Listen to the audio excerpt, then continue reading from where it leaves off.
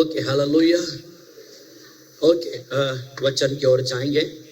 Okay, कितने लोग तैयार है वचन को सुनने के लिए? ओके, अगर वचन नहीं सुनोगे तो आपको पता नहीं चलेगा मेरे यीशु का कार्य। ओके, आपको वचन सुनना बहुत जरूरी है।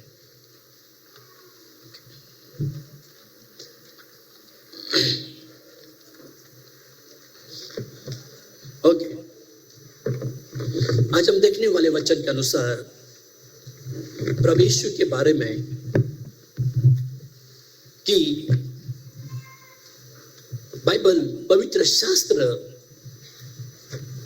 वचन, पवित्र शास्त्र प्रभु यीशु के बारे में क्या सिखाती है। ओके, कोई भी बच्चे बात न करे, ध्यान से सुनना। इस स्थान में 99.9% अन्य जाति से आए हुए लोग हैं। कोई बंगाल से, कोई यूपी से, कोई महाराष्ट्र से है, या भिन्न भिन्न जगहों से है। हम अन्य जाति से आए हुए लोग हैं, तो हर एक को यीशु के बारे में जानना जरूरी है कि हु इज जीसस, यीशु कौन है। हालेलुया। चर्च इस स्थान में जो बच्चों ने जो नाट्य किया, जो ड्रामा किया, उस ड्रामा के द्वारा दिखाया कि किस प्रकार से यीशु का जन्म हुआ। एक तो उसमें से 1% है, 1% है। असलियत सच्चाई क्या है उसमें से मैं आपको 10% बताऊंगा। Hallelujah, praise the Lord. Okay, मेरा एक सवाल है, प्रभु यीशु का प्रभु यीशु का जन्म कब हुआ? प्रभु यीशु के जन्म से लेकर अभी तक कितने साल हुए? कम ऑन, आंसर में।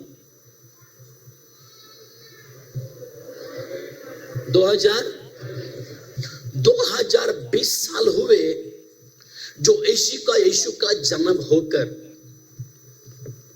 परंतु चर्च में आपको बताता हूं, यीशु को जन्म से लेकर अभी तक 2020 साल हुए, परंतु मेरे खुदा ने यीशु का जन्म की जन्म की योजनाएं 6020 साल पहले बनाई थी। Listen, be careful. यीशु के जन्म से पहले 4000 साल चले गए, और 4000 साल पहले, यीशु के जन्म से पहले 4000 साल पहले मेरे स्वर्ग के पिता ने उस योजनाओं को बनाया कि इस संसार में उद्धारकर्ता की जरूरत है। बच्चे आवाज न करे, बच्चे अगर रोते हैं प्लीज बाहर लेके जाए, कोई भी डिस्टर्बेंस नहीं चाहिए। बच्चे यहाँ ना उठे, बच्चे यहाँ उठ के न जाए। आप बच्चे सुनो, काफी इंटरेस्टिंग कहानी है यीशु की। ओके, मैं आपको बताता हूं कि यीशु की जन्म की योजनाएं, जन्म का प्लान कब हुआ। हम पढ़ेंगे उत्पत्ति की किताब, उसका 3रा अध्याय, उसका 15 वचन। बाइबल क्या कहती है? उत्पत्ति 3रा अध्याय, उसका 15 वचन। उत्पत्ति का किताब, उसका 3रा अध्याय, उसका 15 वचन। और मैं तेरे और इस स्त्री के बीच और तेरे वंश और इसके वंश के बीच में बैर उत्पन्न करूंगा। वह तेरे सिर को कुचल डालेगा और तू उसकी एड़ी को ढसेगा। ओके, चर्च यहां पर लिखा है कि खुदा ने कहा, परमेश्वर ने कहा, इस परमेश्वर का वचन कि स्त्री और सर्प के वंश के बीच में बैर, नफरत, जलन या विरोध होगा। एक कब का शब्द है? जिस दिन आदम ने और हवा ने पाप किया। जिस दिन आदम और हवा ने पाप किया, उस समय में खुदा ने कहा कि स्त्री के वंश में और सांप के वंश के बीच में, इन दोनों के बीच में मैं क्या करूंगा? बैर उत्पन्न करूंगा। हालेलुया, नफरत उत्पन्न करूंगा, और स्त्री का वंश सांप के सिर को, बोलो, सांप के सिर को कुचल देगा। कौन कुचल देगा सांप के सिर को? स्त्री का वंश, आदमी का वंश नहीं। किसका वंश? ओके, इस भारत देश में, संसार में किसका वंश आता है? आदमी का वंश आता है, परंतु पवित्र शास्त्र के अंदर यीशु के वंश में किसका था? और कि स्त्री का वंश। ध्यान से सुनना। और ये शब्द कहां पर किया? जब कभी किया, जब आदम और हवा ने पाप किया। उस समय में खुदा ने प्लान योजनाएं बनाई और उसके 4000 साल चले गए और उसके बाद में 4000 साल के बाद में जो योजनाएं, जो प्लान मेरे खुदा ने बनाए, वो प्लान, वो योजना परमेश्वर मत्ती की किताब उसका पहला अध्याय उसका 26 वचन में प्रकट करता है प्रैक्टिकली। हालेलुया। ओके, हम पढ़ेंगे लूका की किताब उसका 26 अध्याय 24, लूका पहला अध्याय उसका 26 वचन। लूका का किताब उसका पहला अध्याय उसका 26 वचन। 6वें महीने में परमेश्वर की ओर से जिब्राइल स्वर्गदूत गलील प्रदेश के नासरत नगर में एक कुंवारी के पास भेजा गया। ओके, यहाँ पर लिखा है कि नाजरत में, ओके, परमेश्वर का एक दूत जिब्राइल स्वर्गदूत नाजरत नगर के किसके घर में भेजा गया? जोर से बोलिए, किसके घर में भेजा गया? जिब्राइल किसके घर में गए? ऐश्वर्या राय के घर में। किसका घर में गया? ओके, नाम का उल्लेख नहीं किया, कुंवारी। ओके, क्या लिखा है? कुंवारी। किसी भी जवान लड़की के यहां पर उल्लेख नहीं किया, कुंवारी। अभी मुझे बताओ कितने साल के लड़की को कुंवारी कहा जाता है? ध्यान से सुनना।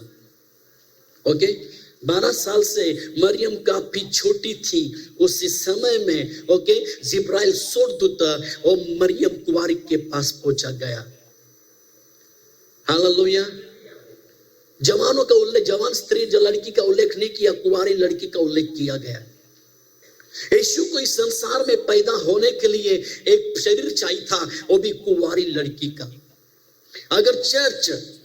अगर आप इंग्लिश में कहा जाता है वर्जिन, और वर्जिन का अगर आप ट्रांसलेशन देखोगे तो उसमें लिखा है शुद्ध और पवित्र। कुंवारी को इंग्लिश में वर्जिन कहा जाता है, शुद्ध और पवित्र। इसका मतलब ऐसी लड़की कुंवारी है जिसने अभी तक किसी भी आदमी के साथ शारीरिक संबंध नहीं रखा। उस लड़की ने कोई भी पाप नहीं किया है। ऐसी कुंवारी स्त्री प्रभु यीशु परमेश्वर को चाहते, और उस स्त्री के द्वारा मेरा खुदा यीशु जन्म लेने वाला था। हालेलुया। और योजना कभी बनाई थी? आदम की वाटिका में, जिस दिन मैंने और आपने पाप किया, जिस दिन आदम ने और हवा ने पाप किया, जिस दिन मैंने और आपने पाप किया, उस पाप को मिटाने के लिए साधारण वस्तु से पाप आपका नहीं मिटेगा। उसको एक कुंवारी स्त्री का, एक कुंवारी लड़की का शरीर चाहिए था जिसने कभी पाप नहीं किया। उसके लिए मेरे खुदा ने उस स्त्री को, उस लड़की को, उस कुंवारी लड़की को क्या किया? इस्तेमाल किया। Hallelujah, hallelujah. ओके, मत्ती की किताब उसका पहला अध्याय उसका 18 वचन में क्या लिखा है? मत्ती की किताब उसका पहला अध्याय उसका 18 वचन। मत्ती का किताब उसका पहला अध्याय उसका 18 वचन। यीशु मसीह का जन्म इस प्रकार हुआ, जब यीशु की माता मरियम की मंगनी यूसुफ के साथ हो गई, तब उनके इकट्ठे होने से पहले वह पवित्र आत्मा की ओर से गर्भवती पाई गई। Okay, hallelujah. यूसुफ और मरियम की मंगनी हो गई, सगाई हो गई। उस समय में जो मंगनी और सगाई होती थी वो एक शादी के समान था। शादी के समान उनकी मंगनी और उनका सगाई थी, शादी के समान। परंतु मरियम यूसुफ के द्वारा जब बच्चा जन्म लेने से पहले मरियम पवित्र आत्मा के सामर्थ के द्वारा, प्रभु यीशु के अनुग्रह के द्वारा क्या हो गई? गर्भवती हो गई। ध्यान से सुनना, समय नहीं है, मैं शॉर्टकट में बताता हूं। इसका मतलब यीशु का जन्म यूसुफ के द्वारा नहीं हुआ, परंतु यीशु का जन्म पवित्र आत्मा के सामर्थ के द्वारा, प्रभु यीशु के अनुग्रह के द्वारा हुआ। हालेलुया।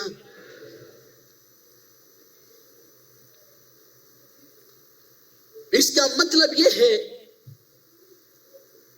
कि यीशु का जन्म प्रभु के द्वारा था, किसी मनुष्य के द्वारा नहीं था। इस संसार में यीशु को आने के लिए सिर्फ एक शरीर चाहिए था, कुंवारी शरीर का। वो शरीर था मरियम का, मगर उसमें किसी प्रकार का यूसुफ का कोई भी थोड़ा भी भाग नहीं था। वो अनुग्रह के द्वारा, प्रभु के सामर्थ के द्वारा गर्भवती हुई और यीशु को क्या किया?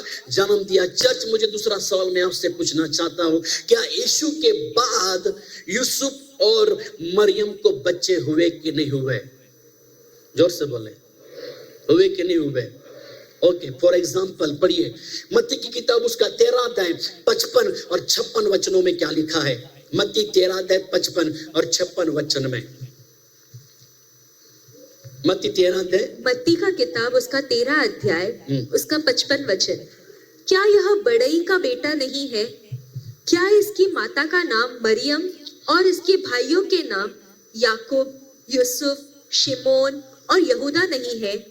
56 वचन। बस यहां पर लिखा है कि यीशु के भाइयों का नाम, ओके, याकूब, यूसुफ और सिमोन और यूहन्ना नहीं है। किसके बच्चे, किसके भाई?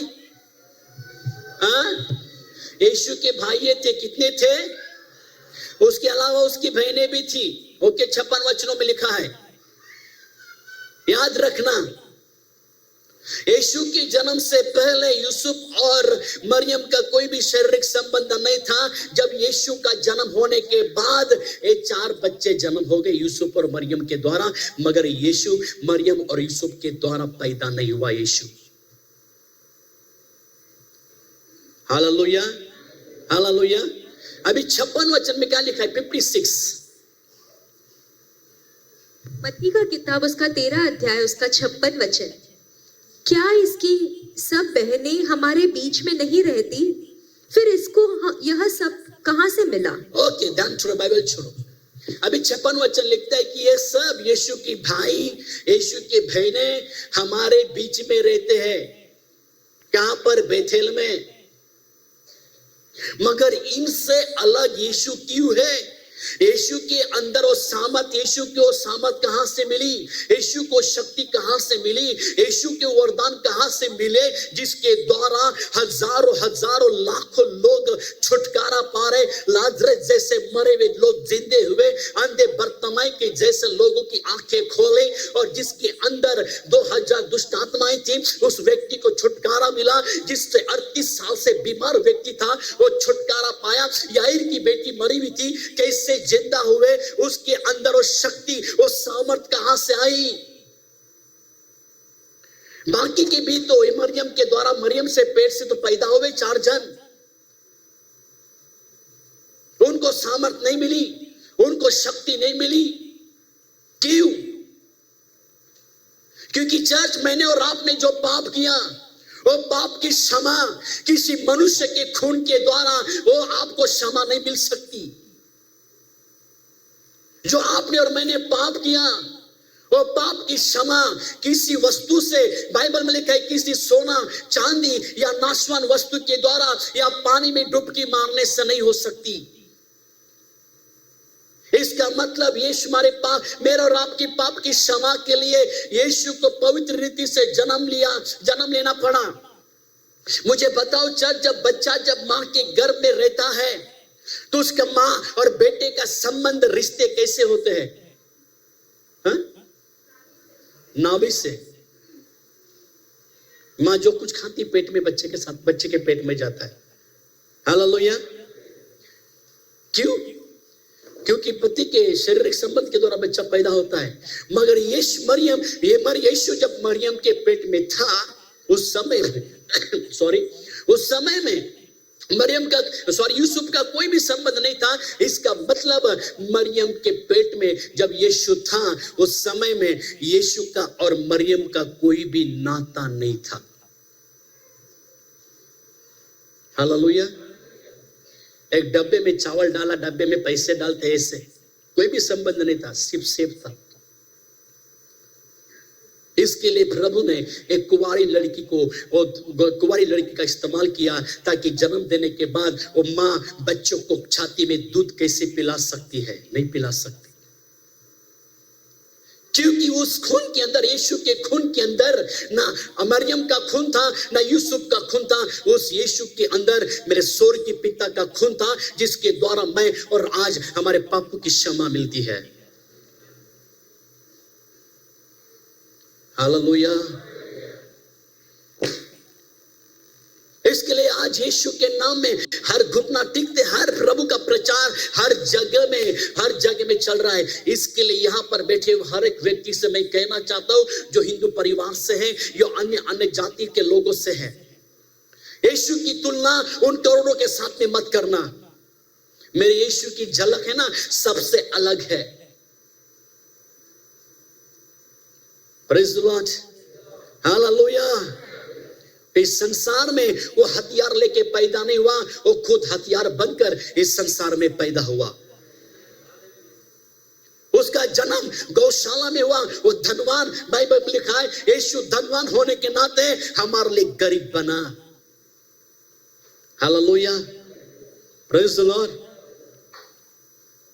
और उस प्रकार से यीशु के पहला कदम था एक कुंवारी लड़की को चुना। दूसरा कदम था जो गर्भ में धारण किया, वो पवित्र आत्मा के सामर्थ के द्वारा था। यीशु के शरीर में किसी भी मनुष्य का संबंध नहीं था। Hallelujah, hallelujah. इसके लिए चर्च, मत्ती उसका पहला अध्याय उसका 21 वचन में क्या लिखा है? मत्ती उसका पहला अध्याय उसका 26 वचन। मत्ती का पहला अध्याय उसका 21 वचन।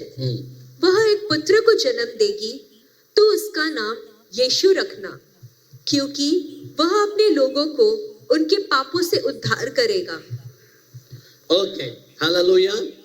जब जिब्राइल स्वर्गदूत मरियम के पास पहुंचा और मरियम को कहा, है मरियम, तू पवित्र आत्मा के सामर्थ के द्वारा तू गर्भवती होगी, तू एक पुत्र जनेगी, और उस पुत्र का नाम तो क्या रखना? क्या रखना? क्या रखना? यीशु रखना। ओके। संसार में जब बच्चा पैदा होता है तो माँ बाप उसका नाम रखने के लिए कुंडली है ना, कुंडली ढूंढते हैं। कौन से वर्ड से, कौन से अक्षर से मेरे बच्चे का नाम रखना है? ए फॉर एप्पल या बी फॉर बॉल?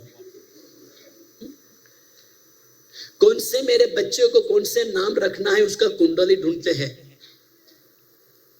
ताकि मेरे बच्चे के जवानी में, बचपन में या बुढ़ापा में कोई भी राशि या फिर किसी प्रकार का तकलीफ न हो।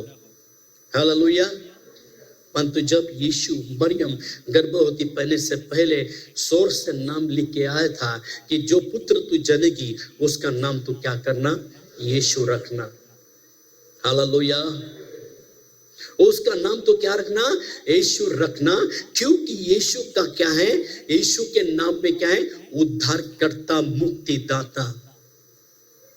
यीशुआ रखना, क्योंकि वो तुम्हें हर पापों से क्या करेगा? क्षमा करेगा, तुम्हारा उद्धार करेगा।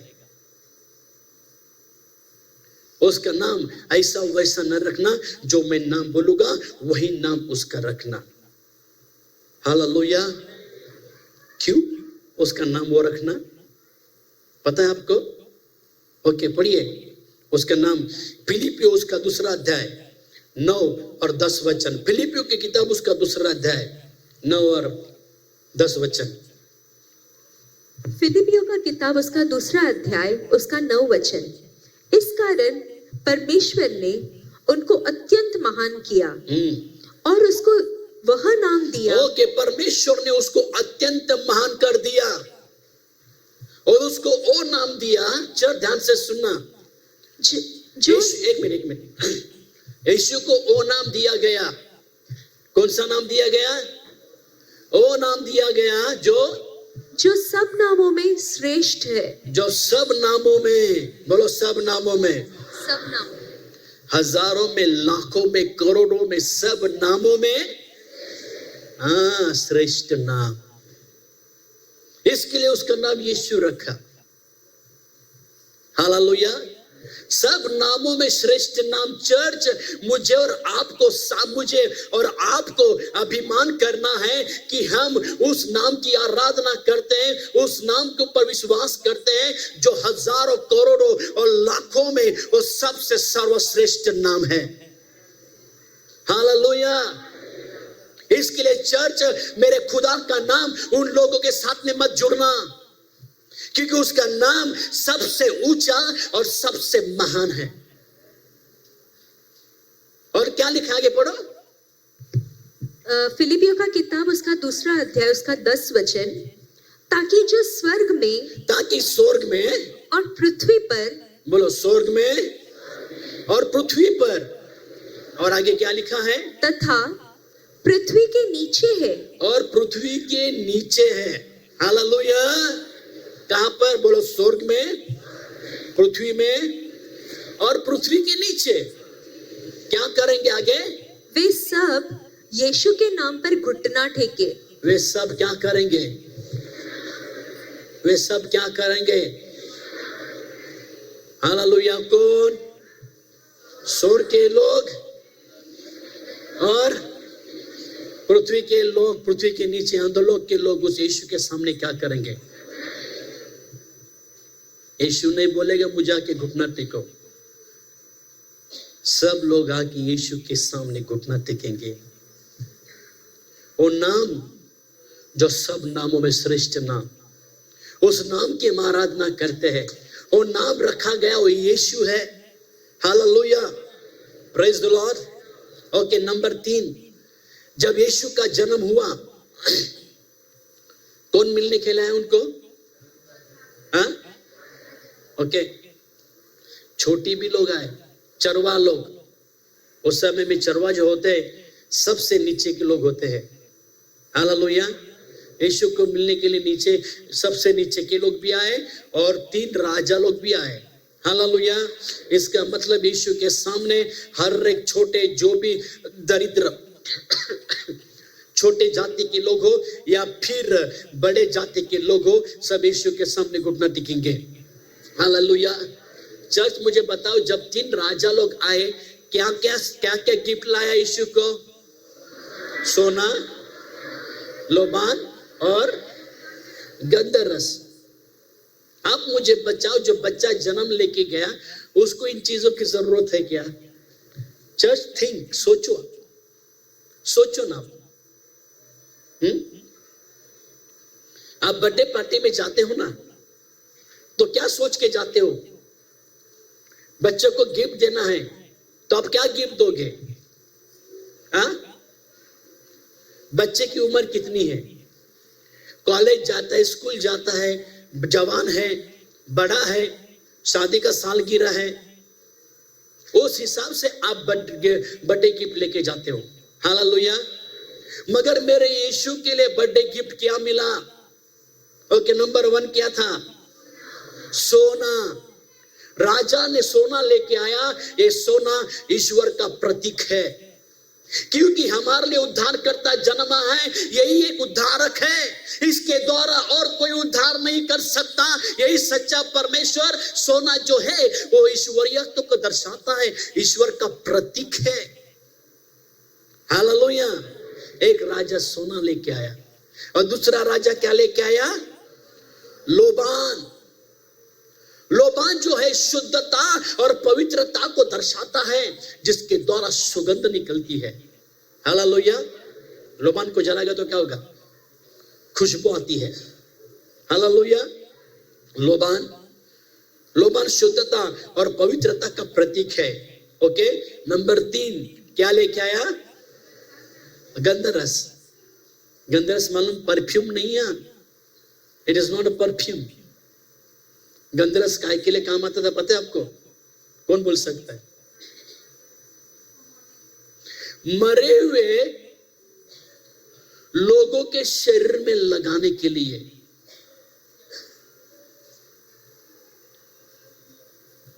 ध्यान से सुनना,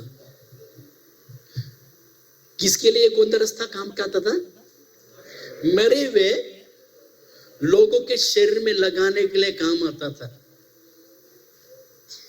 सोचो, वो छोटे बच्चे को गंदरस लेके आया, इसका मतलब मेरा खुदा जन्म लिया मेरे और आपके पाप के मरने के लिए। हालेलुया। आपके बर्थडे में कोई कफन खरीद के दे देगा आपको। मैं क्या मर गया, मेरा जन्मदिन है, मरणदिन नहीं है। आपको गुस्सा आएगा कि नहीं आएगा? आपके जन्मदिन में किसी ने कॉफी दी आपको, कॉफी, क्या करोगे आप? जिस दिन लेके आए ना उसको सुलाओगे। मगर मेरे यीशु ने उस गंधर्व को खुशी से स्वीकार कर लिया। क्यों? क्योंकि मैं पैदा ही हुआ इसके लिए।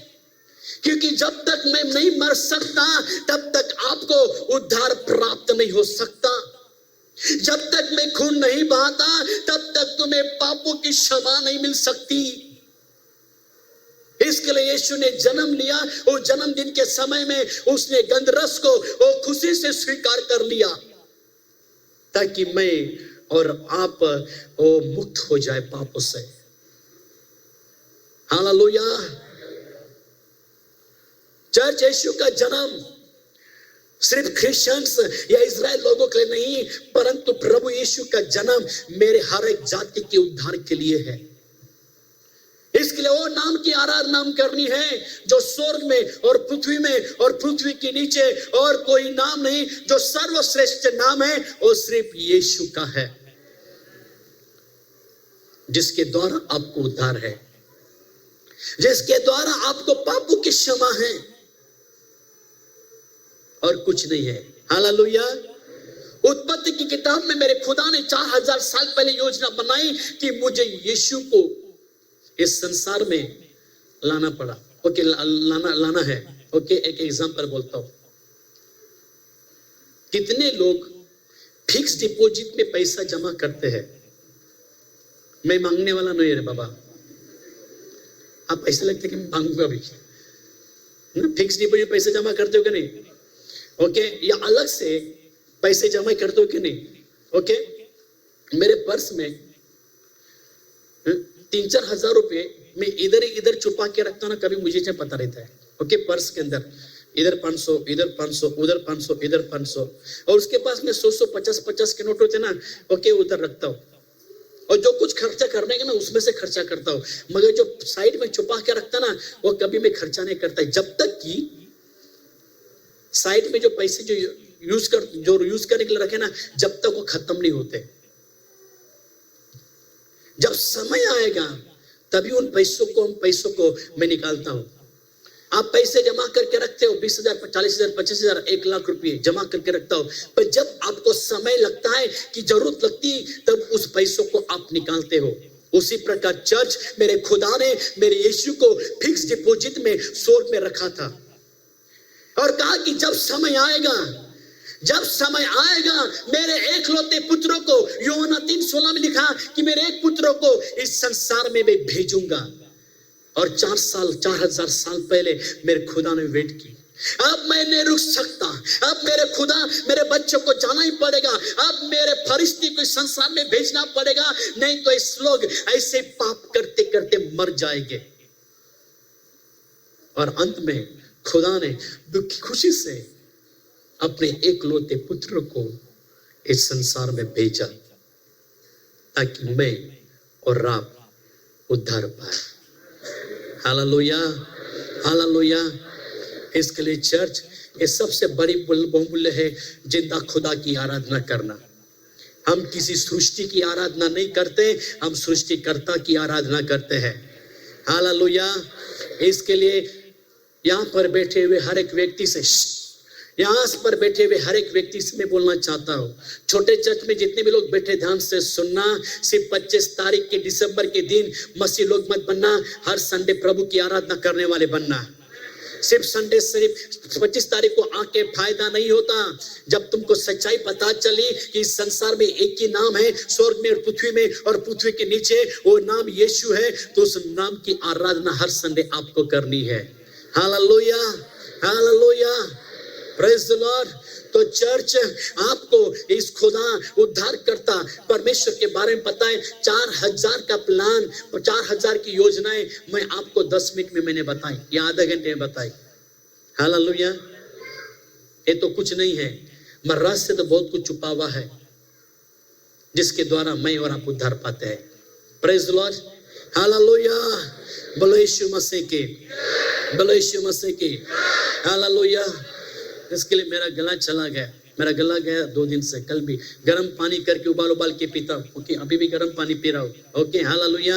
मैं ये कहता हूँ, खुदा ने गला बनाया, ये गला खुदा के लिए इस्तेमाल हो जाए। Hallelujah, praise the Lord. इसके लिए चर्च अपना जीवन प्रभु के हाथों में समर्पण करे और हर संडे प्रभु के भवन में आके प्रभु की आराधना करे। आइए शंख ले खड़े हो जाए और सभा को आज हम समाप्त करें।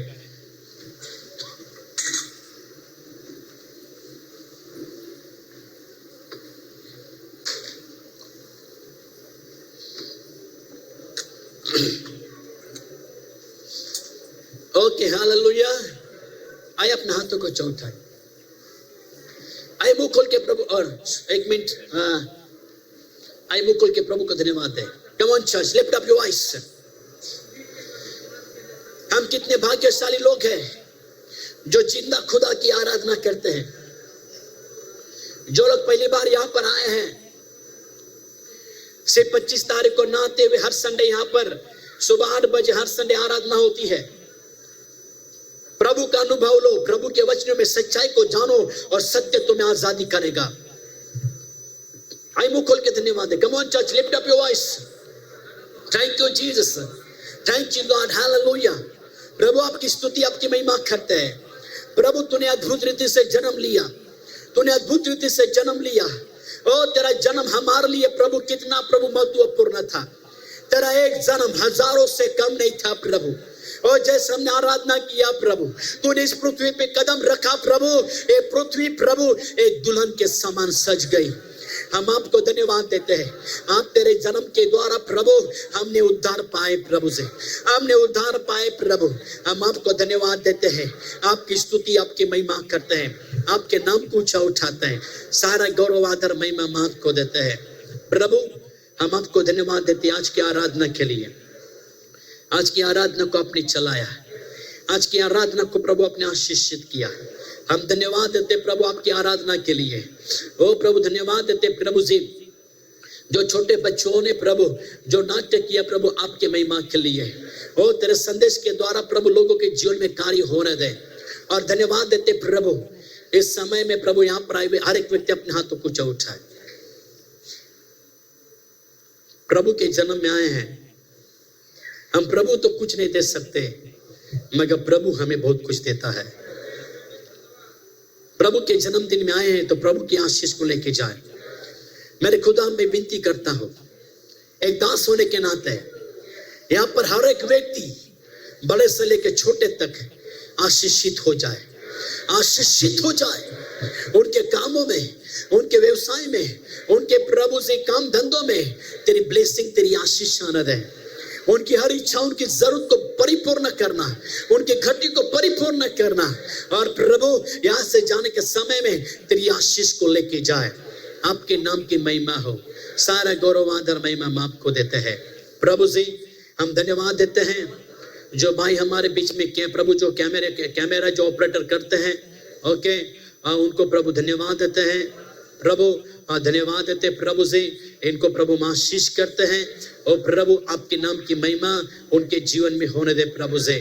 और प्रभु धन्यवाद, आपने जो कार्य किया, चमत्कार किया, हम आपकी स्तुति और आपके नाम की महिमा करते प्रभु जी।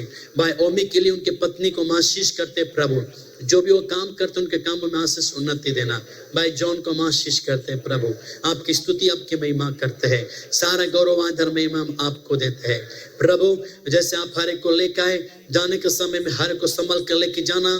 दोबारा जब मिलने के एकता प्रेम खुशी में मिलने के लिए सहायता मदद करना। सारा गौरव आदर में माफी कोमल है। सारी प्रार्थना यीशु नाज़री के नाम से मांगते हैं। प्रभु यीशु की दया, स्वर्ग के पिता का प्रेम और पवित्र आत्मा की सहभागिता यीशु आने तक हमारे साथ बनी रहे। और परमेश्वर लोग कहे, परमेश्वर लोग कहे, परमेश्वर लोग कहे, गॉड ब्लेस यू। प्रभु आपका आशीष करे। प्लीज अनाउंसमेंट है कुछ।